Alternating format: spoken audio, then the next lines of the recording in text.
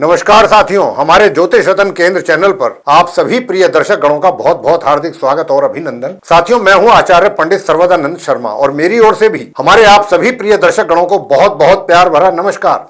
तो साथियों, आज हमारी चर्चा का विषय जन्म कुंडली का वह सबसे मजबूत और रीढ़ की हड्डी माना जाने वाला उपचय और केंद्र भाव है, जिसे हम ज्योतिष की भाषा में कर्म स्थान, करियर भाव, कीर्ति, राज्य कृपा और समाज में हमारे रुतबे का घर कहते हैं, यानी हमारी जन्म पत्रिका का 10वां भाव।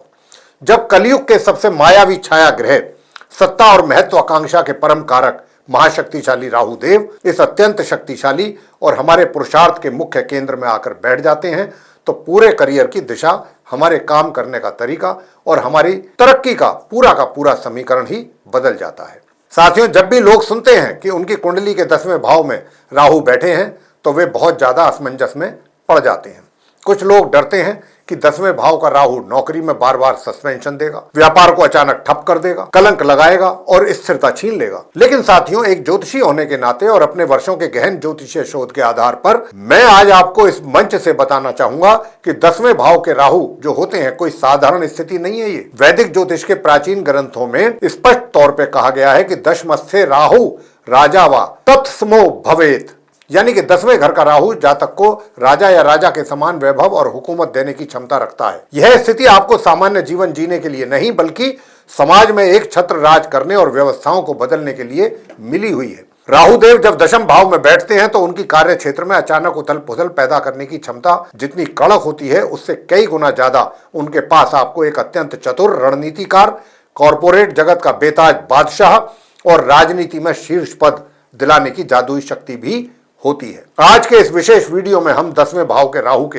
हर उस छिपे हुए सच को उजागर करेंगे जो आपकी नौकरी में होने वाले बदलावों, आपके नए आइडियाज, आपके शत्रुओं की पराजय, आपकी लीडरशिप और आपकी वैश्विक ख्याति से जुड़ा हुआ है। हम गहराई से समझेंगे कि कैसे आप इसके भ्रम जाल से बाहर निकलकर चमत्कारी उत्थान प्राप्त कर सकते हैं। यदि आपकी ज्योतिष में विशेष रुचि है या आप अपनी कुंडली के छिपे गहरे राज को समझना चाहते हैं, तो आज का ये वीडियो आपके जीवन की दिशा बदलने वाला साबित होगा। चर्चा शुरू करने से पहले एक छोटा सा विनम्र निवेदन रहेगा कि यदि आपने अभी तक हमारे चैनल को सब्सक्राइब नहीं किया है, तो कृपया सब्सक्राइब जरूर कर लें और बेल आइकन भी दबा दें, ताकि हमारे नए वीडियो समय पर आप तक पहुंचते रहें। साथियों, आपको बताना चाहेंगे कि अगर आप किसी भी परेशानी से अपने जीवन में गुजर रहे हैं और अनुभवी ज्योतिषाचार्य से सलाह लेना चाहते हैं, परामर्श लेना चाहते हैं, तो आप नीचे दिए गए नंबर्स पर संपर्क करके अपनी या अपने परिजनों की कुंडली दिखा करके अपनी समस्याओं का समाधान प्राप्त कर सकते हैं।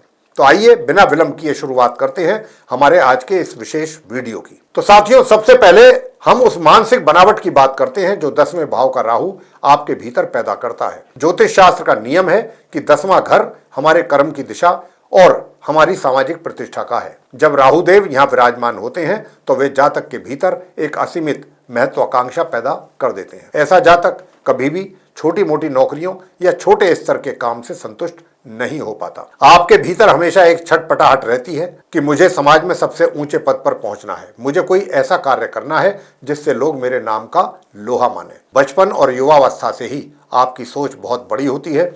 आप पारंपरिक और धीमे रास्ते से तरक्की करना पसंद नहीं करते। आपके भीतर कलयुग के अनुसार कूटनीति, स्मार्ट वर्क और शॉर्टकट से आगे बढ़ने की एक स्वाभाविक भूख होती है। लोग आपकी इस सोच को देखकर कभी कभी आपको अहंकारी या अति महत्वाकांक्षी समझने लगते हैं, लेकिन वास्तव में यह राहु की वह छिपी हुई आग है जो आपको कभी एक जगह रुकने नहीं देती और लगातार आगे बढ़ने के लिए भी प्रेरित करती है।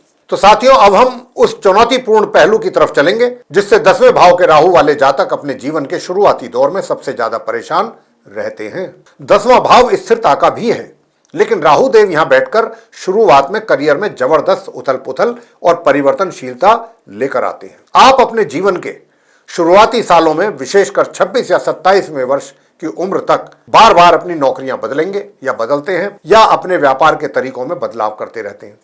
आप एक फील्ड में काम शुरू करते हैं, वहां अच्छी पोजीशन पर पहुंचते हैं, लेकिन अचानक आपका मन उचट जाता है या परिस्थितियां ऐसी बन जाती हैं कि आप सब कुछ छोड़कर किसी बिल्कुल नए फील्ड में एंटर कर जाते हैं। राहुदेव आपके भीतर एक अजीब सी बेचैनी पैदा करते हैं, मानो आप एक बड़ी सफलता के बिल्कुल करीब पहुंचने वाले हों, और तभी आपके अंदर विचार आता है कि यह काम मेरे स्तर का नहीं है, मुझे कुछ और बड़ा करना चाहिए।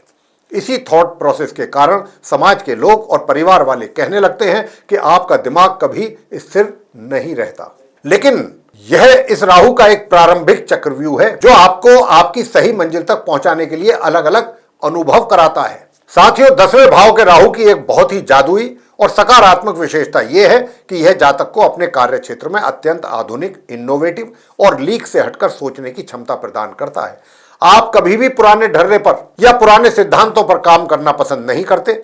आपके पास हमेशा नए और क्रांतिकारी व्यापार से रिलेटेड आइडियाज होते हैं। यदि आप नौकरी में हैं तो आप अपनी कंपनी में उन तकनीकों या उन तौर तरीकों को लेकर आएंगे जो बाकी लोगों के दिमाग में आ ही नहीं सकती। आप technology, digital platform, social media, mass media या किसी भी नए जमाने के माध्यम का उपयोग करके अपने कार्य को बहुत तेजी से फैला देते हैं। जहां बाकी लोग किसी समस्या को सुलझाने के लिए घंटों पारंपरिक तरीके से सोच विचार करते हैं, वहीं 10वें भाव का राहु आपको पलक झपकते ही कूटनीति और व्यवहारिक सोच से उस समस्या का बहुत ही शॉर्टकट समाधान दे देता है। यही कारण है कि कॉर्पोरेट जगत में ऐसे जातकों को क्राइसिस मैनेजर या एक बेहतरीन रणनीतिकार के रूप में देखा जाता है। साथियों, ज्योतिष का यह परम गुप्त रहस्य है कि जितने भी बड़े राजनीतिज्ञ, कूटनीतिज्ञ, प्रशासनिक अधिकारी या फिर बड़े ब्यूरोक्रेट्स हुए हैं, उनकी कुंडली में 10वें भाव का राहु बहुत ही मजबूत स्थिति में देखा गया है। राहुदेव राजसत्ता, जनता की भीड़ और साम दाम दंड भेद के नैसर्गिक कारक माने जाते हैं। जब वे कर्म स्थान पर बैठ जाते हैं तो जातक के भीतर गजब की लीडरशिप क्वालिटी पैदा कर देते हैं। आप जानते हैं कि जनता की नब्ज को कैसे पकड़ना है, लोगों से अपना कार्य कैसे निकलवाना है और किस समय कौन सी चाल चलनी है। यदि आप रणनीति के क्षेत्र में प्रयास कर रहे हैं या किसी बड़े संगठन में ऊंचे पद पर जाना चाहते हैं तो यह राहु आपके मार्ग में आने वाले बड़े से बड़े शत्रुओं और विरोधियों को धूल चटाने की शक्ति देता है। आपके सामने विरोधी टिक नहीं पाएंगे क्योंकि आपकी कूटनीति उनके सीधे वार से कई गुना ज्यादा तेज होती है। समाज में आपका एक अलग ही दबदबा और रुतबा बनता है और लोग आपकी बातों का अनुसरण करने के लिए मजबूर होते हैं। साथियों, यदि आप राजनीति में नहीं है और व्यापार या कॉर्पोरेट सेक्टर में कार्य कर रहे हैं, तब भी 10वें भाव का राहु आपको किसी बेताज बादशाह की तरह स्थापित करेगा। ऐसे जातक बड़ी बड़ी मल्टीनेशनल कंपनियों में सीईओ, डायरेक्टर या मैनेजमेंट के शीर्ष पदों पर विराजमान रहते हैं।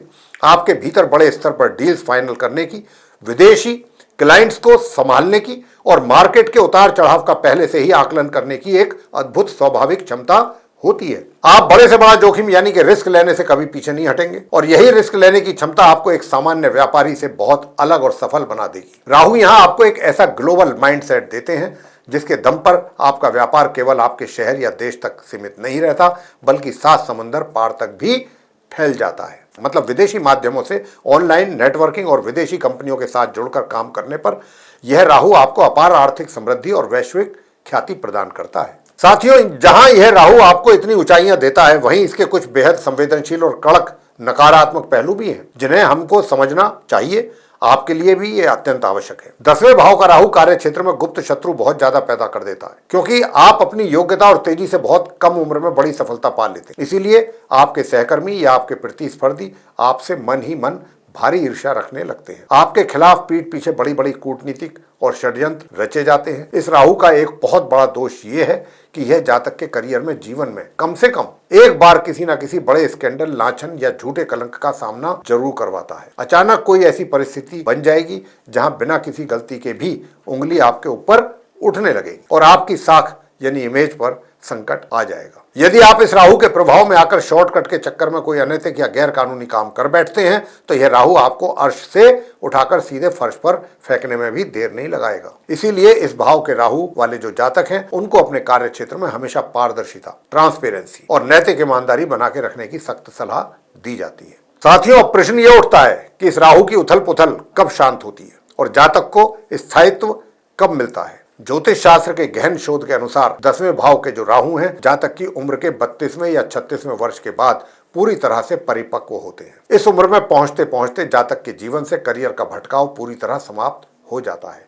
आपको समझ में आ जाता है कि आपकी असली ताकत क्या है और आपको किस दिशा में काम करना है। उम्र के इस पड़ाव के बाद आपकी तरक्की का ग्राफ इतनी तेजी से ऊपर भागता है कि अपने जो आपका जीवन है उसके शुरुआती दौर में जितना भी संघर्ष आपने किया था, जितने भी नुकसान आपने उठाए थे, उन सब की भरपाई बहुत ही कम समय में हो जाती है। आप समाज में एक बेहद सम्मानित, प्रभावशाली और वेल्दी यानी कि धनी व्यक्ति के रूप में स्थापित हो जाते हैं। आपके निर्णय पत्थर की लकीर बन जाते हैं और आपकी आने वाली पीढ़ी आपके बनाए साम्राज्य पर भी गर्व करती है। साथियों, अब हम आपको ज्योतिष का वह महा उपाय बताने जा रहे हैं जिससे 10वें भाव के राहु का नकारात्मक प्रभाव, करियर की उथल पुथल और गुप्त शत्रुओं का षड्यंत्र पूरी तरह से शांत हो जाएगा। इसे यदि आप पूरी श्रद्धा के साथ अपने जीवन में शामिल करते हैं तो राहु देव का पापी प्रभाव समाप्त होकर शुभता में बदल जाएगा। साथियों, सबसे जरूरी यह नियम है कि राहु देव आपकी कुंडली में जिस ग्रह की राशि में बैठे हैं वह आपकी कुंडली से किस स्थिति में है, यानी कि आपके कुंडली के अंदर। अगर वह ग्रह आपकी कुंडली में शुभ फल देता है या दे रहा है और शुभ स्थिति में बैठा है तो राहु देव बहुत सी स्थितियों में शुभ फल ही देंगे। इस क्रम में जो सबसे पहला उपाय है, आप राहु के बीज मंत्र ओम भ्राम भ्रीम भ्रौम सह राहवे नमः, इस मंत्र का कुल 72,000 बार जाप करें। आप अपनी सुविधा अनुसार रोज 2, 5, 7 या 11 माला का संकल्प लेकर किसी भी शुभ मुहूर्त से इसे आप शुरू कर सकते हैं। शनिवार के दिन माँ दुर्गा या किसी भी देवी के मंदिर में जाएं, माँ भगवती के, और उन्हें नीले रंग के फूल अर्पित करने से राहु की पीड़ा से शीघ्र मुक्ति मिलती है। राहु की शांति के लिए संकल्प लेकर 18 शनिवार का व्रत रखें।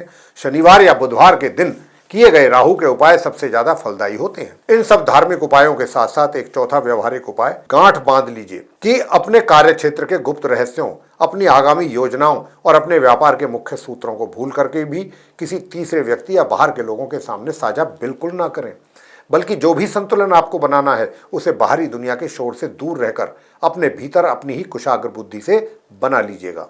तो साथियों, क्या आपकी कुंडली के भी 10वें भाव में राहु देव विराजमान हैं? आपके जीवन में इसके क्या अनुभव रहे हैं? हमें नीचे कमेंट बॉक्स में जरूर बताइएगा। अगर यह जानकारी आपको लाभकारी लगती है तो वीडियो को लाइक जरूर कर लें और अपने मित्रों के साथ भी अधिक से अधिक मात्रा में शेयर जरूर करें। ऐसी ही ज्योतिषीय जानकारियों के लिए हमारे चैनल ज्योतिष रत्न केंद्र को आप सब्सक्राइब करें और साथ ही बेल आइकन भी दबाएं। और जैसा कि हमने शुरुआत में आपसे कहा भी था कि अगर आप किसी जीवन में परेशानी का सामना कर रहे हैं और अनुभवी ज्योतिषाचार्य से परामर्श लेना चाहते हैं तो फिर आप नीचे दिए गए नंबर्स पर संपर्क करके अपनी या अपने परिजनों की कुंडली दिखा करके समस्याओं का आसान समाधान प्राप्त कर सकते हैं। तो इसी के साथ आप सभी मित्रगणों से लेंगे इजाजत। आप सभी का सहृदय बहुत बहुत धन्यवाद। जय माता दी।